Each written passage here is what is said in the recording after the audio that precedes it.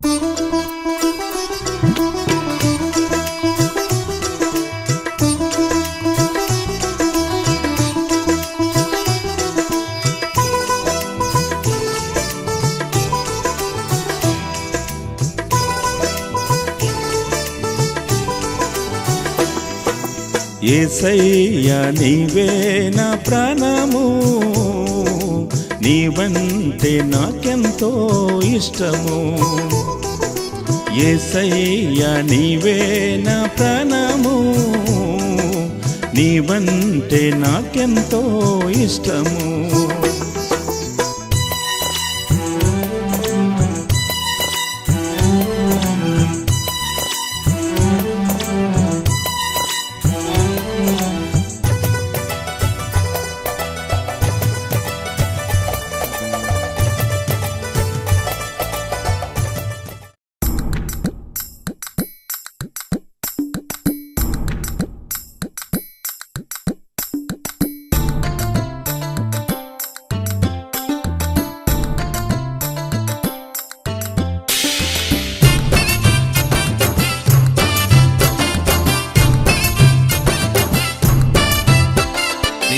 చల్లగుండాలి ఓరన్నా, నీ పిల్ల చల్లగుండాలి ఓరన్నా.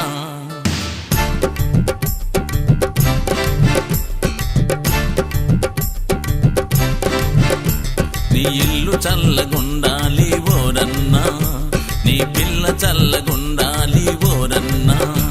నీ ఇల్లు చల్లగుండాలి, పిల్ల చల్లగుండాలి. కలిమి సంపద ఎంట ఉండాలి, కలిమి సంపద ఎంట ఉండాలి. యేసయ్యా దీవెనలు నిండుగా ఉండాలి, యేసయ్యా దీవెనలు నిండుగా ఉండాలి. నీ ఇల్లు చల్లగుండాలి ఓరన్నా, నీ పిల్ల చల్లగుండాలి ఓరన్నా.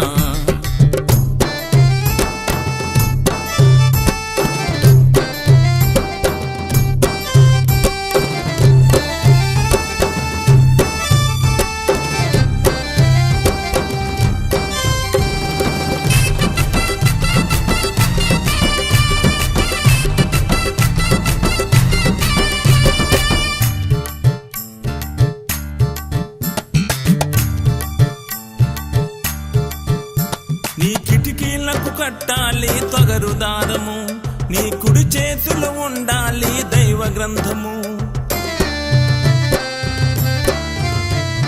నీ కిటికీలకు కట్టాలి తొగరు దారము, నీ కుడి చేతులు ఉండాలి దైవ గ్రంథము. ఆధారమే నీ ఇంటికి ఆధారము, ఆ గ్రంథమే నీ ఇంటికి ద్వారబంధము.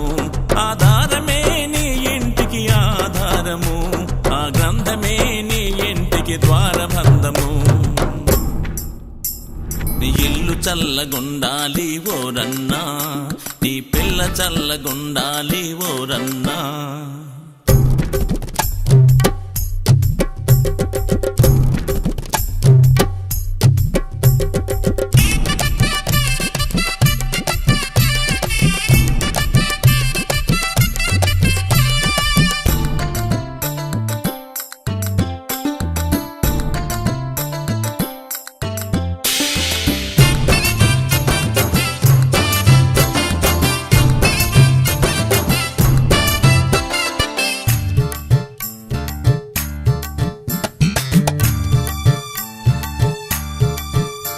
నీ ఇంటి నుండి వినబడాలి స్తుతి గీతములు, నీ బ్రతుకులోన కనబడాలి యేసు బోధలు.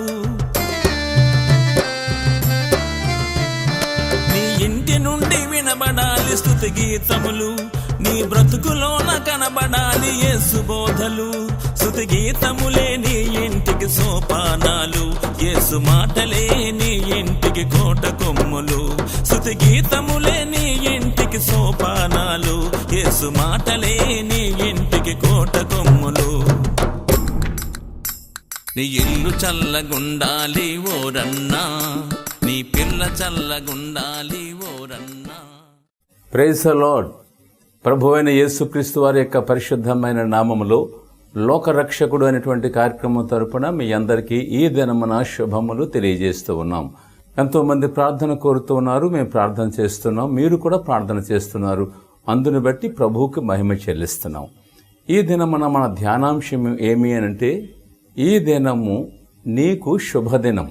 మన జీవితంలో ఎన్నో దినాలు మనం చూస్తున్నాము. దినము అనేటువంటి విషయాన్ని మనం ఆలోచన చేసినప్పుడు బైబిల్లో మనం చూస్తే అనేకమైనటువంటి దినాలు మనకు ఉన్నాయి.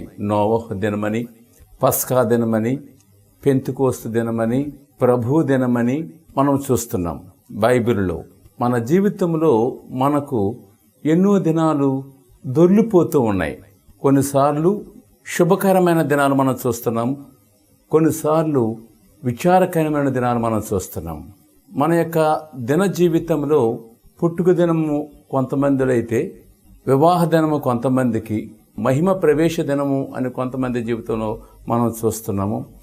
ఈ విధముగా రకరకాలు ఈ యొక్క దినాల కొరకు మనం చూస్తున్నాం.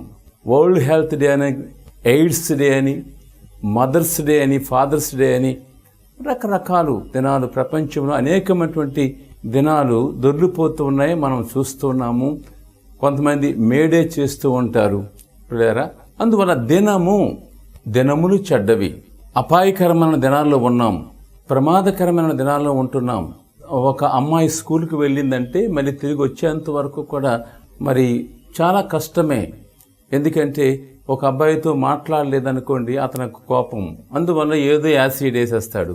లేదా ప్రేమించట్లేదు అని చెప్తే ప్రాణాన్ని తీయడానికి ప్రయత్నం చేస్తూ ఉంటారు.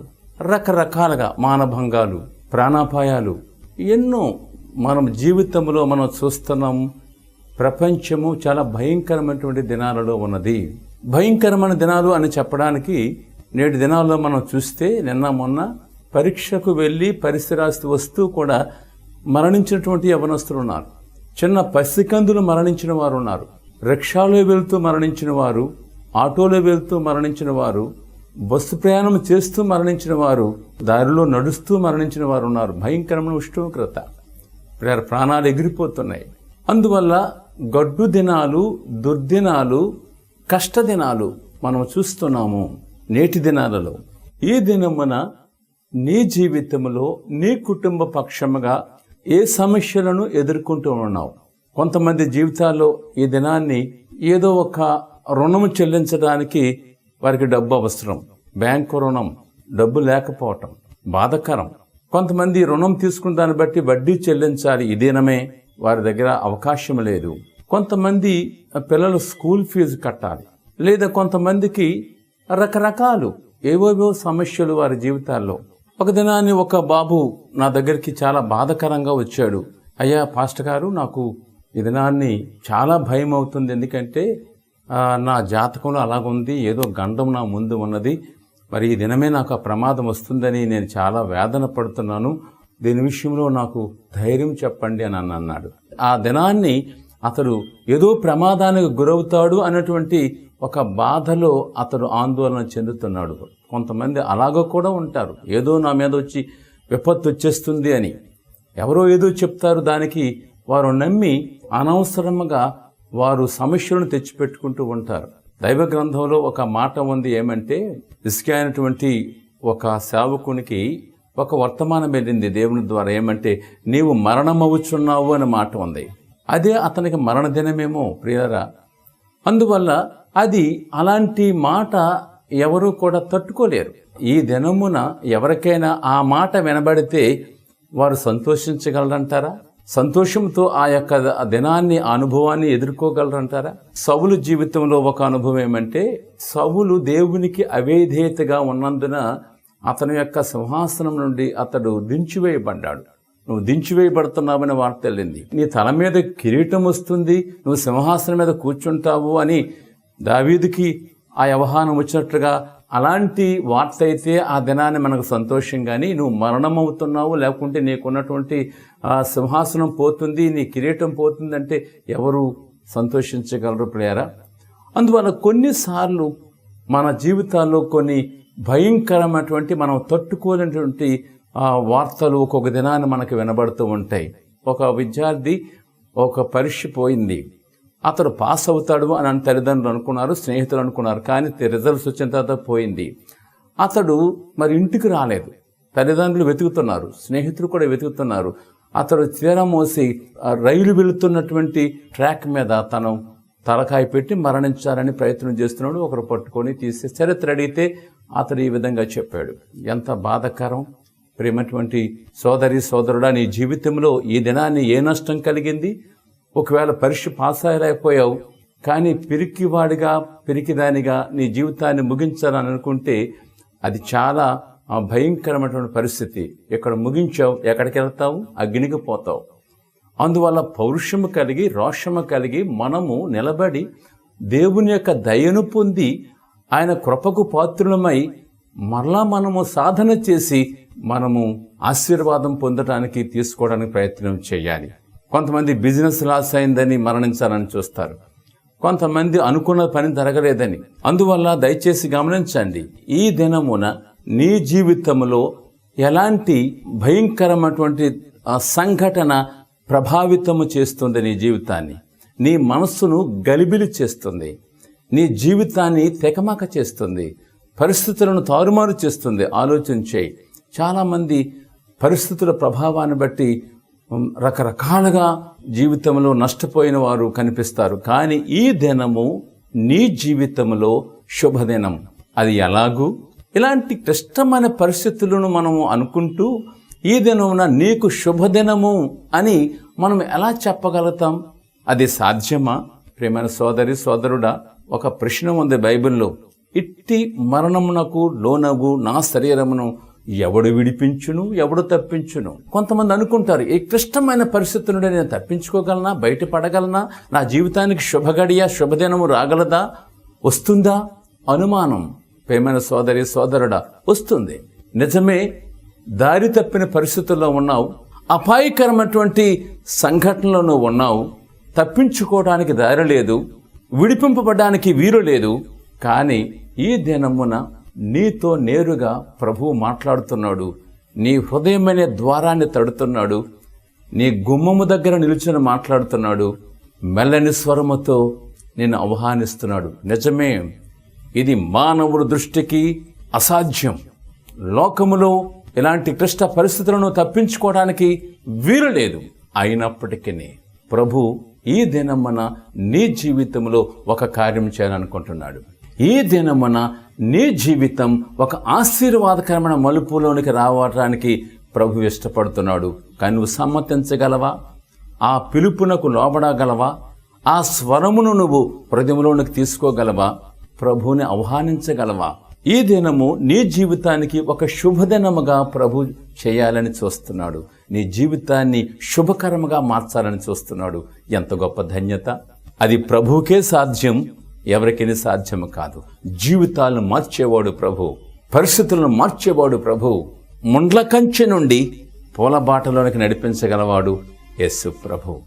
ప్రియారా, అందువల్ల దైవవాక్యము మనకు సెలవిస్తుంది ఏమంటే, పరిస్థితులు దుర్దినములతో నిండి ఉన్నాయి, అయితే నీ దుఃఖ దినములను సమాప్తి చేయగలవాడు ప్రభు ఒక్కడే. నీ కన్నీటిని తుడవగలవాడు ప్రభు ఒక్కడే. ప్రభు ఇచ్చిన వాగ్దానాలు ఎంత గొప్పవి! నీవు నీరు కట్టిన తోటవలే, నిత్యము ఉబుకుచుండు నీటి ఓటవలే నీవు ఉంటావు. ఎంత ధన్యత! బలహీన పరిస్థితుల్లో, ఎడారిలో నువ్వు సంచరిస్తున్న అనుభూతిలో నీ జీవితం ఉంది. కానీ దేవుని స్వరం నీతో ఎలా మాట్లాడుతుంది? ప్రభు యొక్క వాగ్దానము నిన్ను ఎంత ధైర్యపరుస్తుంది? ప్రియమైన సోదరి సోదరుడు, ఆలోచించే. ఆదికాండం 12:2 మనం చూస్తున్నాము. ప్రభు మాట్లాడుతున్నాడు అబ్రహాముతో, నిన్ను గొప్ప చేయుదును, నీవు అనేకులకు ఆశీర్వాదకరంగా ఉండు అన్నాడు. ఎంత గొప్ప ధన్యత అండి! నిన్ను గొప్ప చేసేవాడు ప్రభు ఒక్కడే. ఈ స్థితి నుండి పెంటలో ఉన్నావు, దీనస్థితిలో ఉన్నావు, నలిగిపోయి ఉన్నావు, కన్నీటితో ఉన్నావు, దుఃఖముతో నీ జీవితంలో కుమిలిపోతూ ఉన్నావు, ఆదరణ లేక ఉన్నావు, గాలివాన చేత కొట్టబడుతూ ఉన్నావు. ఈ దినాన్ని ప్రియమైన బిడ్డ, నానేవారు లేకుండా ఉన్నావు. సహాయం ఎక్కడి నుండి వచ్చును? కొండల తట్టు నా కన్నులు ఎత్తుచున్నాను, సహాయం ఎక్కడి నుండి వచ్చును? నీ ఇంటి వారిని నేను విడిచిపెట్టారు, నువ్వు నమ్ముకున్న వారిని నేను మోసం చేశారు, నీకు దిక్కెవరు? సహాయం ఎక్కడి నుండి వచ్చును? యెహోవా వలననే సహాయం కలుగును. ప్రియమైన బిడ్డ, అందువల్ల ప్రభువు నీతో మాట్లాడుతున్నాడు. నీ తల్లిదండ్రులు నిన్ను విడిచినా, నీ భర్త నిన్ను విడిచినా, నీ భార్య నిన్ను విడిచి వెళ్ళినా, నీ పిల్లలే నీకు దూరం అయిపోయినా, విడువని వాడు ఎడబాయని వాడు, నమ్మకమైన వాడు నీతో మాట్లాడుతున్నాడు. నీకు వాగ్దానం ఇస్తున్నాడు. నిన్ను గొప్ప చేస్తాను, నువ్వు అనేకులకు ఆశీర్వాదకరంగా ఉంటావు. ఎంత గొప్ప వాగ్దానం, ఎంత గొప్ప ధన్యత. ప్రియమైన బిడ్డ, ఆలోచించే ఈ దినం నీ జీవితంలో ఒక శుభదినం. ప్రభు చేస్తాడు, ప్రభు చేయగలడు. నువ్వు నమ్మితే దేవుని మహిమ చూస్తావు. అయితే ఇలాంటి శుభదినము నా జీవితంలో ఎప్పుడు నేను చూడగలను, ఎలాగొస్తుంది అని అనుకోవచ్చు. ప్రియమైన సోదరి సోదరుడా, మంచిది ప్రశ్న. ఎప్పుడు నీ జీవితంలోనికి ప్రభు అడుగు పెడతాడో అప్పుడే నీ జీవితం శుభముతో ప్రారంభమవుతుంది.